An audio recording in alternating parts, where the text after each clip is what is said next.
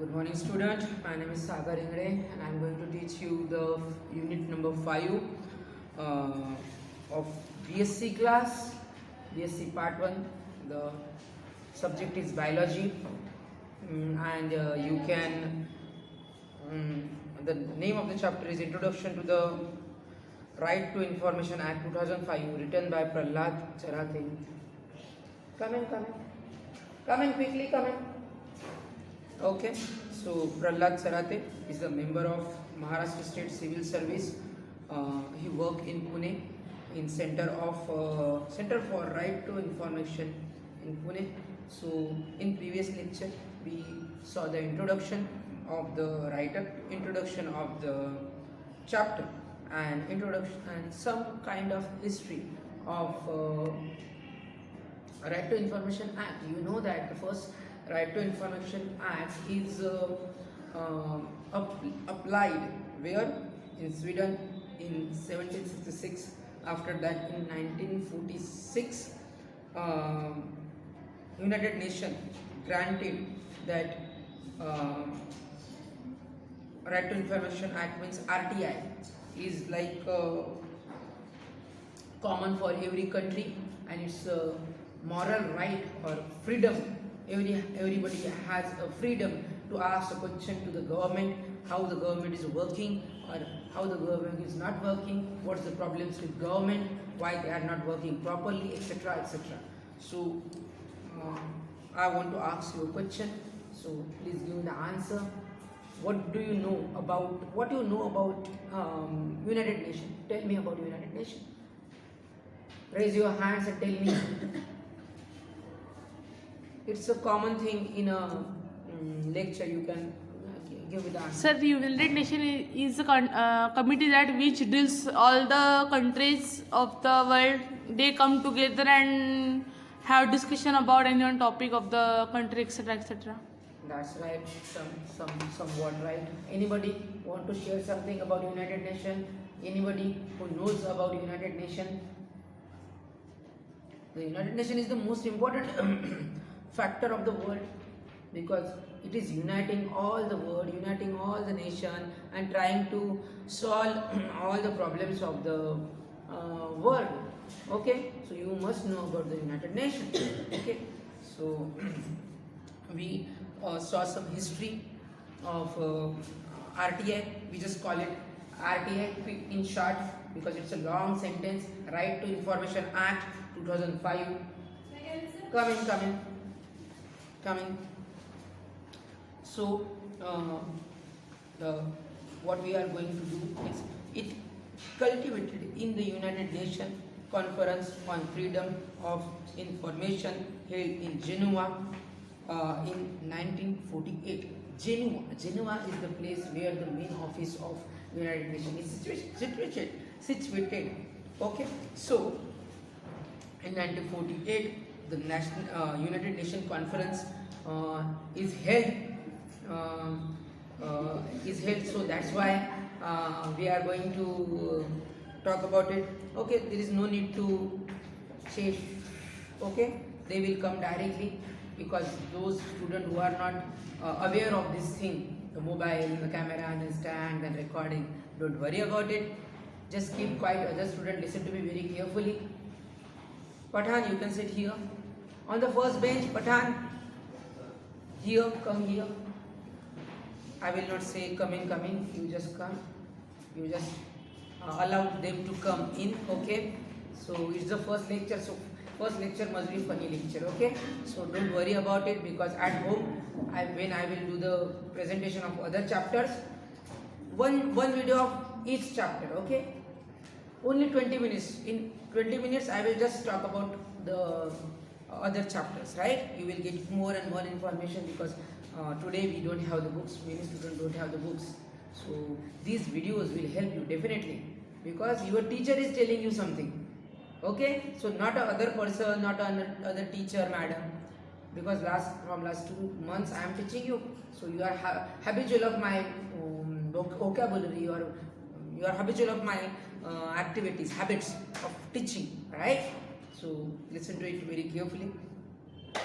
United Nations Conference on Freedom of Information held in Geneva in 1948, which is the part of Article 19 of the International Convent, Covenant on Civil and Political Rights (ICCPR). India was a member of the Commission on Human Rights appointed by the Economic and Social Council of the United Nations, which deferred the 1948 declaration. The declaration stated that the United Nations shall promote respect for the obsessive of human rights to fundamental freedoms. Internationally, right to information (RTI) is also called freedom of information (FOI) or access to information (ATI). So in this paragraph we are going to say we just saw the other names of RTI, which is called as FOI, freedom of information, access to information (ATI), and India was the member of that committee, and India also support United Nations for the RTI Act. In 1948, remember that in 1948, I hope that Pandit Jawaharlal Nehru was the first Prime Minister of India, and he accepted that proposal that RTI must be there. This is the short history of RTI. Come in. So this is the history. It is the the first paragraph is called as international history. Now we are going to take a point of view of national history. Look at it very carefully. National history. The right to information is cherished right. There is no excess mention of right to information in the Constitution of India. However, in a number of cases, the Supreme Court of India has ruled that right to information follows from that is implied in Article 19 of the Constitution of India, being a fundamental right, freedom to speech and expression, and that disclosure of information as regards the functioning of the government must be the rule and security and expression. Okay, so it is in, if you talk about the national history of India, national history of RTI, we can found that it is mentioned in our constitution. Do you know who wrote the Indian Constitution? Dr. Babasaheb Ambedkar. Dr. Babasaheb Ambedkar. Like he is not only one person who wrote that constitution. Many people helped him. Constitution committee, in Marathi we can say Ghatna Samiti. Lots of members were there, and he was the chairperson of the he is the chairperson of the Ghatna Samiti on the Constitution committee, and many people helped him a lot. He read lots of books, the books of political science. He read the constitutions of other countries, and after that, after 2 years, 11 months and 18 days, he completed the biggest, the longest constitution of the world, that is the Constitution of India. And today also we are following the Constitution of India. Got my point? And in the Article 19, in that constitution, there are lots of chapters, lots of sections.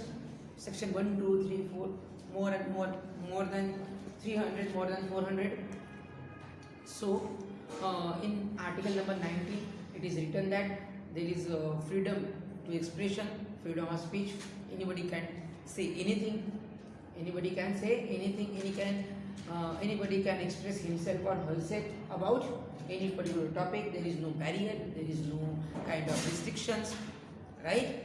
And there is total freedom in India after 1947, after independence, right? So it's the most important topic. It was further promoted and eloquated as the lifeblood of democracy. Free flow of information and ideas is essential for the health of the democracy, as origin is required for human extensions, along with judicial pronouncement. There was a long struggle causing Right to Information Act to be Legislated. So here यहाँ पे कहना चाहते हैं writer Prahlad कचरी यहाँ पे कहना चाहते हैं कि ये तो लागू हुआ 1948 में, जब वो 50 में तो हमने एक्सेप्ट ही कर लिया, अपने संविधान को हमने एक्सेप्ट कर लिया, बाबा साहेब अम्बेडकर ने वो लिखा, उसके बाद उन्होंने पंडित जवाहरलाल नेहरू को दिखाया, उन्होंने वो एक्सेप्ट किया, क्योंकि 2 साल से ऊपर उसको लगा बनने के लिए टाइम लगा, तो सब उस घटना समिति के सारे लोगों को पता था कि इस किताब में कौन कौन से चैप्टर्स है, कौन कौन से कलम डलवाए गए हैं। तो उसी वक्त उन्होंने पढ़ना चालू किया क्या? नहीं, क्योंकि उन्होंने 2 साल पहले ही उनको पढ़ना चालू किया था। तो जब वो एक्सेप्ट हुआ तो सब लोगों ने ये एक्सेप्ट नहीं किया। 1950 में भी सब लोगों ने वो एक्सेप्ट नहीं किया संविधान को। क्यों नहीं किया? क्योंकि अम्बेडकर कहते थे कि सारे के सारे लोग समान हैं, हिंदू, मुस्लिम, सिख, ईसाई, क्रिश्चियन, गरीब, अमीर, जो भी है, सारे के सारे कैसे है? एक समान है, एक समान है। लेकिन इंडिया में होता क्या था? 1950 से पहले, भारत स्वतंत्र होने से पहले 4 वर्ण थे, आप सबको पता है, ब्राह्मण, क्षत्रिय, वैश्य और आखिर में शूद्र। तो ऊपर की जो 3 थे वो क्या करते थे? जो शूद्र लोग पर उन पर अत्याचार करते थे, अन्याय होता था, उनको खाना नहीं मिलता था, अच्छा घर नहीं था, अच्छे कपड़े नहीं थे, और उनको साफ सफाई का काम मिलता था हमेशा, टॉयलेट क्लीन करके दो, घर साफ करो, या खेती बाड़ी में कुछ काम करो, नीचे दर्जे का काम। मुसलमानों की वैसी स्थिति थी, मुसलमानों का तो क्योंकि पार्टीशन हो चुका था, एक 1947 में हुआ यह था कि पार्टीशन होने के बाद भारत 2 टुकड़े में बढ़ गया, ऐसा कहा जाता है, पर 3 टुकड़े हो गए। भारत के हो गए असल में 3 टुकड़े। भारत एक बड़ा देश था, तो उससे पहले भारत ईस्ट पाकिस्तान और वेस्ट पाकिस्तान बन गया, बांग्लादेश हो गया, उसको ईस्ट पाकिस्तान बोला गया, और जो आज जो पाकिस्तान है वहाँ पे ईस्ट पाकिस्तान कहा गया। 1971 में पाकिस्तान क्या हुआ? अलग हो चुका है। अब 2021 चल रहा है, तो क्या होगा? 50 साल उसको पूरे हो गए। नेशनल लिबरेशन डे मनाया गया दिसंबर मंथ में, सबको पता होगा। कमें ठीक है। तो इस पाकिस्तान वैसे 3 टुकड़े हम कह सकते हैं, वैसे तो हमेशा 2 ही टुकड़ों को वर्णन किया जाता है, लेकिन 3 टुकड़े थे, और उसमें भी झगड़ा होने लगा, लाखों लोग मर गए, हत्याएं होने लगी। उसके बाद जब ट्रेन आती थी लाहौर से दिल्ली, दिल्ली से लाहौर, तो ट्रेन में ये इंसान नहीं थे, सिर्फ लाशें थी। उस वजह से क्या हुआ था? एक डिस्क्रिमिनेशन था, अनबैलेंस था, हिंदू बड़े, मुसलमान छोटे। इस वजह से हमेशा क्या होता था? पार्शलिटी होती थी। बहुत अच्छा वर्ड है, पार्शलिटी होती थी। आज भी बहुत सारी पार्शलिटी हो रही है। हम 75 साल पार करने वाले हैं, लेकिन अभी भी पार्शलिटी इंडिया में हमें दिखाई देती है। ठीक है, कमिंग तो हमेशा क्या होता है? हम क्या कर सकते हैं? पार्शलिटी को कम कर सकते हैं, सबको इक्वली हो सकता है। तो राइट टू इन्फॉर्मेशन एक्ट आने के लिए बहुत समय बाकी था। जैसे कि मराठा आरक्षण का मसला चल रहा है, 2014 या 15 से चल रहा है, वो अदालत में तारीख पे तारीख मिल रही है, पर कुछ हो रहा है क्या? नहीं। बस वालों का संप है, कल हुआ था शायद, कोर्ट में कल ने डिक्लेयर कर दिया कि 5 जनवरी को हम रिजल्ट सुनाएंगे। अभी भी बस चालू नहीं है, बस दिसंबर महीने में भी बंद रहेगी, जनवरी के 5 तारीख तक भी बंद रहेगी। शायद ऐसा भी हो सकता है कि 15 जनवरी को 10 दिन और बढ़ा दिया जाए गवर्नमेंट की तरफ से नहीं, न्यायालय की तरफ से। उसके बाद 26 जनवरी को हमें आज़ादी मिल जाएगी। 26 जनवरी को हमें क्या मिल जाएगी? आज़ादी मिल जाएगी। किससे आज़ादी मिल जाएगी? बस संप वालों को आज़ादी मिल जाएंगी, उनको पैसे मिल जाएंगे, उनका पगार बढ़ा दिया जाएगा। ऐसा हो सकता है। तो RTI लाने के लिए इतना भी आसान नहीं था। कोई भी चीज़ कीजिएगा तो आसान नहीं होती। कोई भी चीज़ आप जब चालू करते हो ना, आसान नहीं होती, बहुत सारी मुश्किलें आती है। ओके, तो उस सब वजह से क्या होता है? 1-2 दिन में ही आप थक जाते हो। आपको ऐसा लगता है कि क्यों मैंने ये स्टार्ट कर दिया, कितना मुश्किल है, इतना कैसे मुश्किल बोल रहा है। दूसरों ने तो इस आसानी से कर लिया, मुझे इतना मुश्किल क्यों जा रहा है। तो आप उसे डटे रहो ना, उस काम के लिए डटे रहो, मिडिल में क्विट मत करो। अगर कुछ काम करना ही नहीं है तो उसको स्टार्ट ही मत करो। अगर कोई आपको काम अच्छा नहीं लगता करना, पढ़ना है, कोई किताब लिटरेचर को आपको कोई इंटरेस्ट नहीं है तो लिटरेचर पढ़ो ही मत ना। क्यों चालू कर दे, क्यों लिटरेचर पढ़े। आप साइंस स्टूडेंट हो, सारे के सारे साइंस पढ़िए। साइंस इतना बड़ा है कि आप यूनिवर्स का स्टडी कर सकते हो, बिग बैंग थ्योरी पढ़ सकते हो, ओरिजिनल स्पीसीज पढ़ सकते हो। ऐसी इतनी सारी करोड़ों किताबें अवेलेबल है इंडिया में, करोड़ों किताबें सिर्फ इंडिया में अवेलेबल है साइंस के स्टूडेंट के लिए, कि उनको पढ़ने के लिए पूरी ज़िंदगी कम पड़ जाएगी। तो पढ़ना चालू कीजिएगा जिस सब्जेक्ट में आपको इंटरेस्ट है। आरटीआई के लिए भी ऐसा ही हुआ, जल्दी से जल्दी आरटीआई लागू हुआ क्या? नहीं, बहुत सारे लोगों ने उसका विरोध किया, क्योंकि जो जाति प्रथा थी वो इतनी मजबूत थी 1950-1960 के दशक में कि उसको क्या करना, डायरेक्टली उस लागू करना पॉसिबल है क्या? नहीं। आज के अखबार में मैंने सुबह सुबह पढ़ा कि जो भी रेपिस्ट है, अगर किसी भी लड़की पर कोई अत्याचार होता है तो उसको क्या सज़ा मिलती है? अब मिलेगी मृत्युदंड, हैंग टिल डेथ। बहुत ही अच्छा निर्णय है गवर्नमेंट का, ये बहुत ही अच्छा निर्णय है न्यायालय का। गवर्नमेंट का नहीं तो हम न्यायालय का कहेंगे, कभी कोई गवर्नमेंट ही वर्ड हमेशा आता है, तो ये सारे के सारे न्यायमंडल लेता है ना, बहुत ही अच्छा है। मैं इसका समर्थन करता हूँ। मुझे अच्छा लगा कि जो भी रेपिस्ट होगा उसको हैंग टिल डेथ, या गोली से मार दो या फांसी लगा दो, वो मरना ही चाहिए। तो लड़कियों के लिए कराटे, जूडो, ताइक्वांडो की कोचिंग क्लासेस चालू होनी चाहिए। उस लड़के के हाथ पैर तोड़ दो ना, जो भी आपको डिस्टर्ब करता है, परेशान करता है, वो आपका फ्रीडम है। क्योंकि जैसे हमें पुरुषों को आज़ादी से जीवन जीने का अधिकार है, वैसे ही अधिकार आपको भी है, सारे के सारे लड़कियों को भी है। नेक्स्ट क्या है वो देखेंगे। The right to information complaints in India begin with the Mazdoor Kisan शक्ति संगठन MKSS movement to bring in transparency in village accounts via the demands of minimum wage in the rural area. Ghost enters in muster rolls where signs of rampant corruption in the system, which promoted MKSS to demand official information recorded in the government files. देखिए अब यहाँ से शुरुआत कैसे हुई। कोई ना कोई तो इंसान खड़ा होना चाहिए राइट टू इन्फॉर्मेशन के लिए। मुझे इन्फॉर्मेशन चाहिए, मुझे कुछ जानकारी चाहिए किसी भी। तो एक इंसान था, इंसान का नाम यहाँ पे लिखा गया है। मजदूर किशन शक्ति संगठन का नाम ही है, कोई इंसान का नाम नहीं, एक संगठन है, संगठन का नाम हमें दिया गया है। उस संगठन ने किया क्या कि गवर्नमेंट फाइल्स को तलाश करने की कोशिश की। उन्होंने क्या किया कि गवर्नमेंट के ऑफिस में जाओ, उनके जो गोदाम है, जो कपबोर्ड है, उनको खोलो, उसमें से क्या निकालो, उनको पेजेस निकालो, और जो करप्शन हुआ है उस करप्शन की खुद अपने हाथों से तहकीकात करो। किसी पुलिस को मत कहो, किसी अधिकारी को मत कहो कि आप उस फाइल को चेक कर लीजिएगा, कुछ तो गड़बड़ है, कुछ तो मसला है। वो पैसे कहाँ गए? हम कहते ना कहीं तो पानी लीक हो रहा है, कुछ लिंक जुड़ नहीं रही है।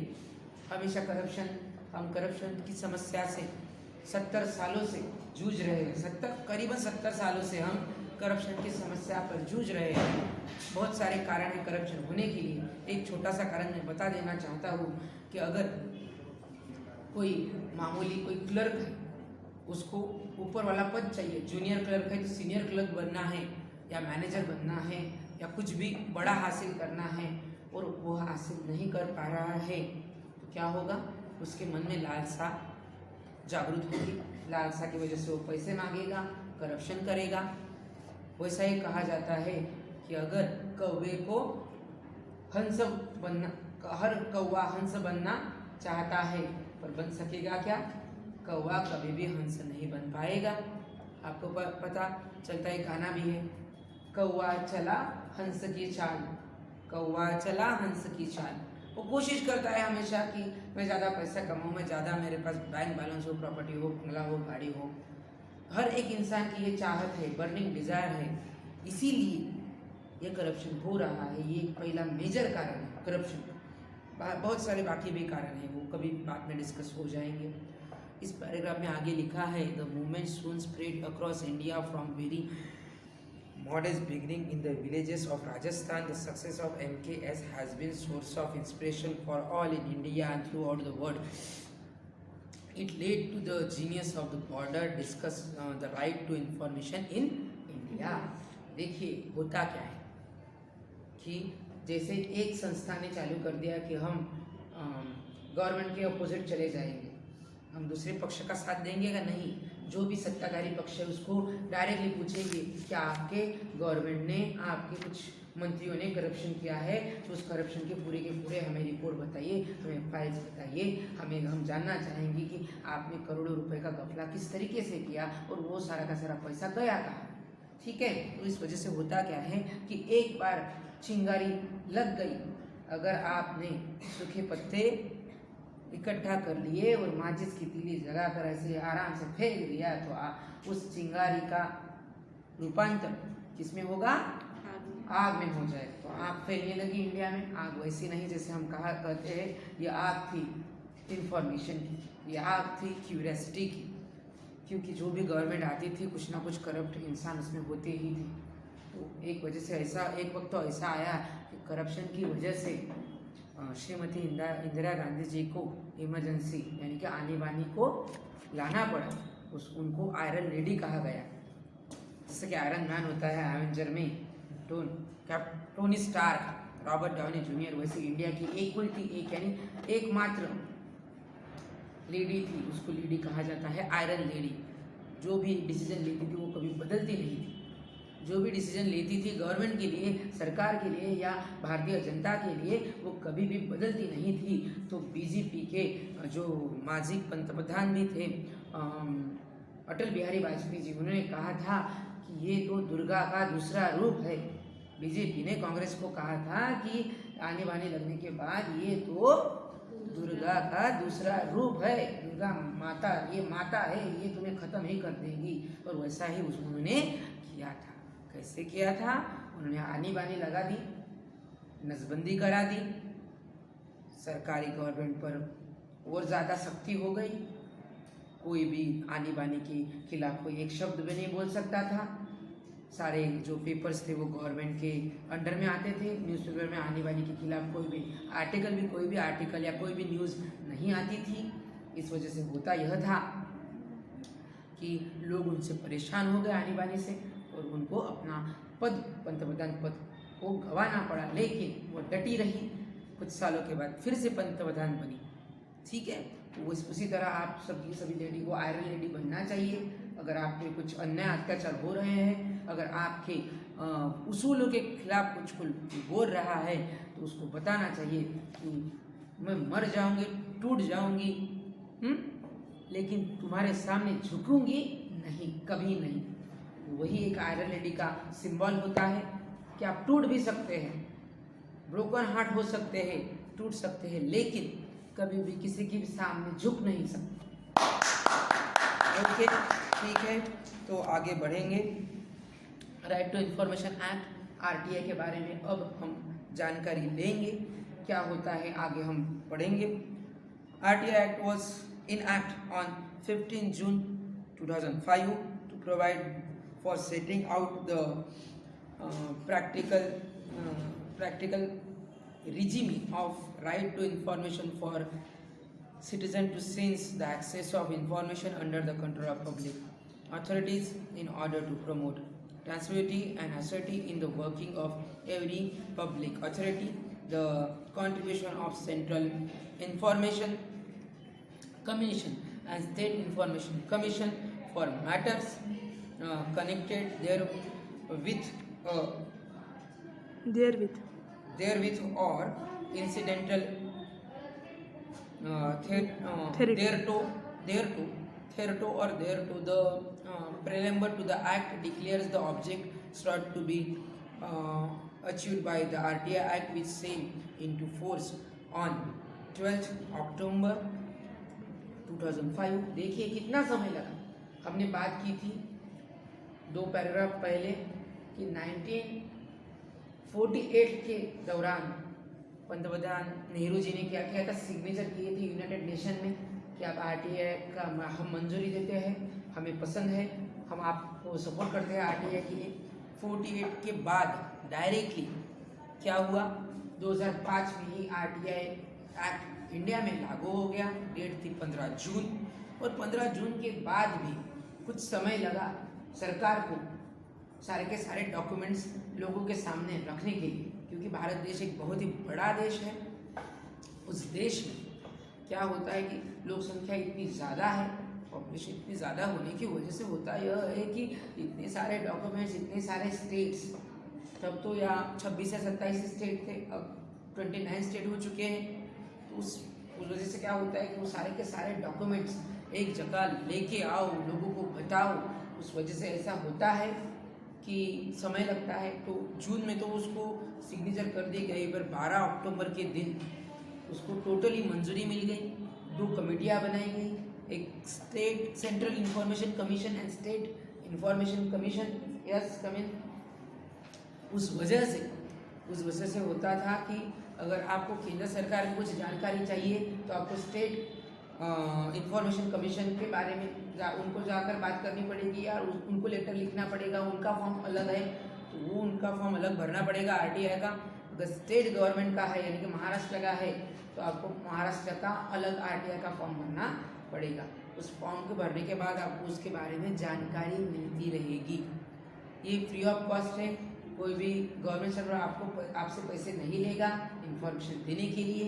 तो इस वजह से ये आपके लिए सुविधा बहुत ही अच्छी है। मुझे ऐसा लगता है कि शायद आप आरटीआई का इस्तेमाल न करें, पेपर में ही सब कुछ अगर मिल जाए अखबार में पढ़ने के लिए तो आपके लिए बहुत ही आसान होगा।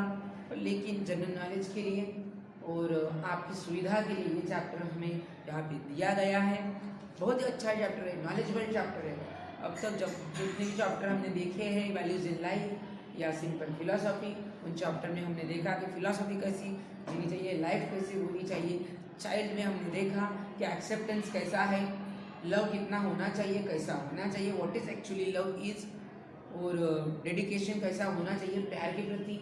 गंगू का प्यार गोमती देवी के लिए कैसा था, उस बच्चे के लिए कैसा था, उसने बच्चे को किस तरीके से एक्सेप्ट किया, और राइटर को या नैरेटर को किस तरीके से एक प्रकार का शॉक लगा, सदमा लगा कि इसने किस तरीके से छोटे से 1 महीने के बच्चे को और गोमती देवी को, जिस गोमती देवी ने 3 बार शादी हो चुकी जिस औरत की 4थी शादी गंगू से की है।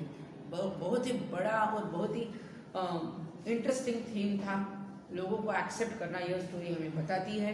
उसके बाद जो हमारा लास्ट चैप्टर था, water the elixir of life, ये तो सीवी रमन ने लिखा था।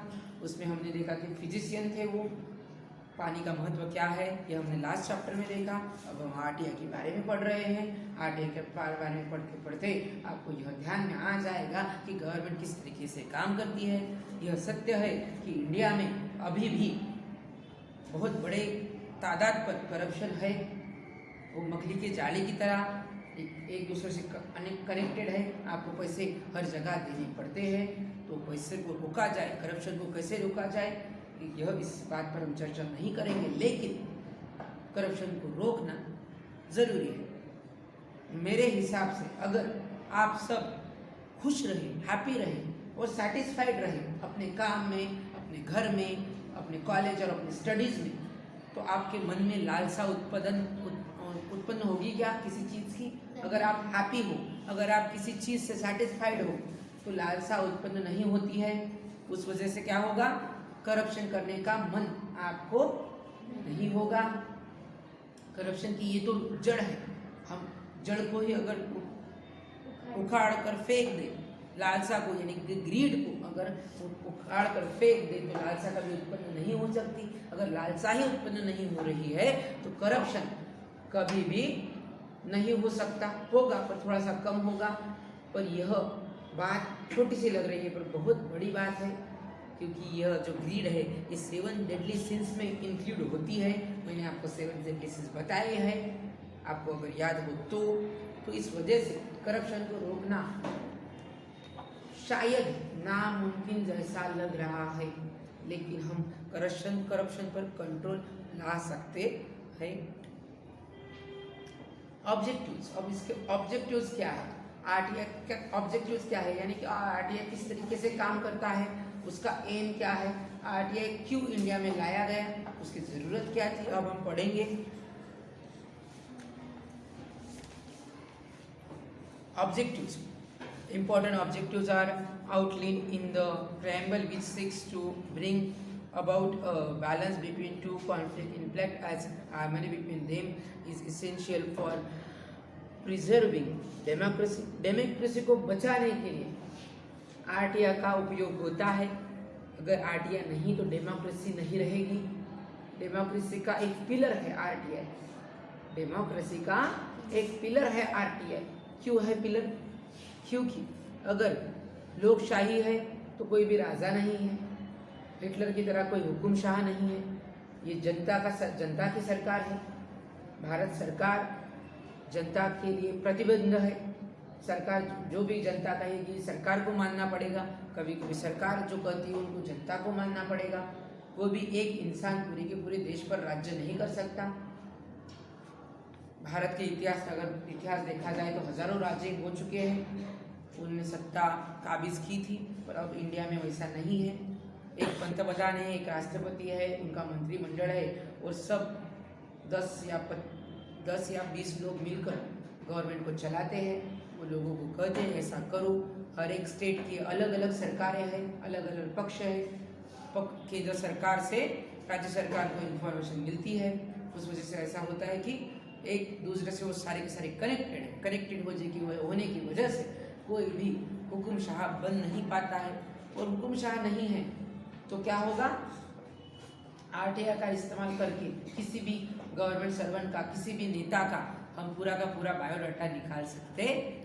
5 साल में उसने क्या क्या काम किया, पिछले साल अगर उसने कुछ घोटाला किया है तो पिछले साल उसने कौन कौन से काम किए, कहाँ घोटाला हुआ, ये एक दिन में हम पता कर सकते हैं। तो यहाँ पे ऑब्जेक्टिव्स, पहला ऑब्जेक्टिव में बताया गया है कि प्रिवेंट करना है, प्रिजर्व करना है, बांध कर रखना है डेमोक्रेसी को।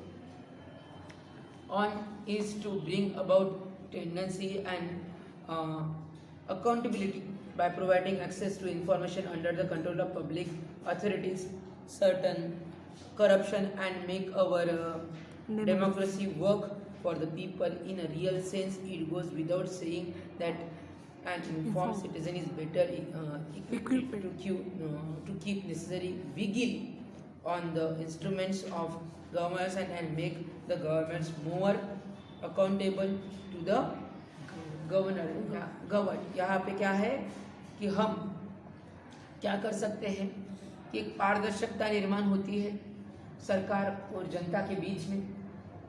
सरकार किस तरीके से काम कर रही है जनता आसानी से देख सकती है, पढ़ सकती है, उनके रिकॉर्ड चेक कर सकती है। कोई भी सरकार पब्लिक को कंट्रोल नहीं कर सकती कि ऐसा ही करो, दैट इज द रूल। बहुत सारे रूल्स बनाए गए हैं। इंडिया की जो जनता है वो कभी भी रूल्स को फॉलो करना पसंद नहीं करती, इसीलिए हर रोज़ कोई ना कोई भारत देश में एक्सीडेंट होते हैं। हर 1 घंटे में 10 लोग तो मारे ही जाते हैं। पूरे इंडिया में 1 घंटे में 10 लोग की जान जाती है, उससे भी ज़्यादा या उससे कम हो सकता है। लेकिन रूल्स को फॉलो करना इंडियन लोगों के खून में नहीं है। जैसे उनको फ्रीडम मिल गया, वो वड़ू की तरह यानी कि खुले सांड की तरह भागते रहते हैं। जो टीनेजर होते हैं तो उनको कोई लगाम है क्या? नहीं। अगर मैं ट्रैफिक में गाड़ी चला रहा हूँ तो मेरी स्पीड 20 के ऊपर नहीं जाएगी या 40 के ऊपर नहीं जाएगी। अगर मेन रोड हाईवे पे है तो मैं अपनी स्पीड बढ़ा सकता हूँ, लेकिन मार्केट में हूँ तो 20 के ऊपर नहीं जाने चाहिए। तीसरा गियर डालो ही मत, सेकंड गियर में आराम से चलाते जाओ, रूल्स को फॉलो करो। अगर अमरावती अकोला में गए तो वहाँ पे ट्रैफिक सिग्नल है तो ट्रैफिक सिग्नल को फॉलो करो, ट्रैफिक सिग्नल को ब्रेक मत करो। It goes without saying that an informed citizen is better equipped to keep necessary vigil in the instrumental of coercion, make governance and make the government more accountable to the government। Government और जो public होती है उसमें एक तालमेल होना चाहिए। लोगों को आसानी से सरकार के किसी भी इंसान से, गवर्नमेंट सर्वेंट से या किसी भी पॉलिटिकल लीडर से डायरेक्टली बात करने की इजाज़त होनी चाहिए। तो अगर आप मुझसे डायरेक्टली बात कर रहे तो आपके प्रॉब्लम मैं सॉल्व कर पाऊँगा। अगर आपने किसी नेता से बात ही नहीं की तो क्या होगा, आपके प्रॉब्लम सॉल्व होना मुश्किल हो जाएगा। The act is big step towards making the citizens informed about the activities of the government. In reality, it is to promote particularly democracy. The other is to ensure that the revelation of information in is actual practice. It is in reality it is promote practicatory democracy. Practical है, ये theoretical है क्या RTI? नहीं, ये practically possible है। जैसे chemistry में होता है, प्रैक्टिकल आप करते हो, पहले वही प्रैक्टिकल किताब में पढ़ लेते हो और उसके बाद लैब में जाकर उसको इस्तेमाल करते हो, देखते हो कि क्या कौन से केमिकल वहाँ पे मौजूद है और किस केमिकल को किस में मिलाकर कलर चेंज होता है या कुछ रिएक्शन होती है या नहीं, ठीक है। तो उसी तरह से आरटीआई जो होता है वह भी प्रैक्टिकल है। गवर्नमेंट और भारतीय जनता इसमें तालमेल बैठने का काम एक ब्रिज की तरह है। आरटीआई यानी कि एक बड़ा सा ब्रिज है जो कल लोगों को अपने गवर्नमेंट के साथ। We are talking about RTI, so let's get started once again. The other is to ensure that the revolution of information in actual practice does not conflict with other public interests, which include independent operation of the government, optimum use of limited fiscal resources, and prevention of confidentiality of sensitive information. The preamble to the act specially states that the object of the act is to harmonize these two conflicting interests. यहाँ पे आखिरी paragraph में कहा गया है कि sensitive जो information होती है या कॉन्फिडेंशियल इंफॉर्मेशन होती है वो हमें लीक नहीं करनी है। वह इंफॉर्मेशन एक ही इंसान को देनी है जो इंसान उस काम के लिए रिस्पॉन्सिबल है, वो इंफॉर्मेशन प्राप्त कर सकता है।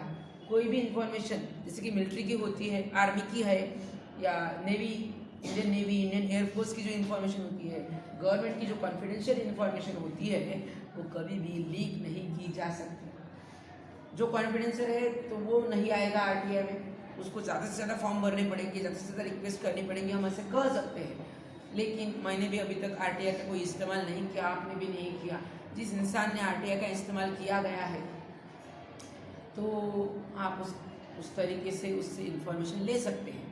अब उसका नेक्स्ट टॉपिक कवरेज वो हम नेक्स्ट लेक्चर में ले लेंगे।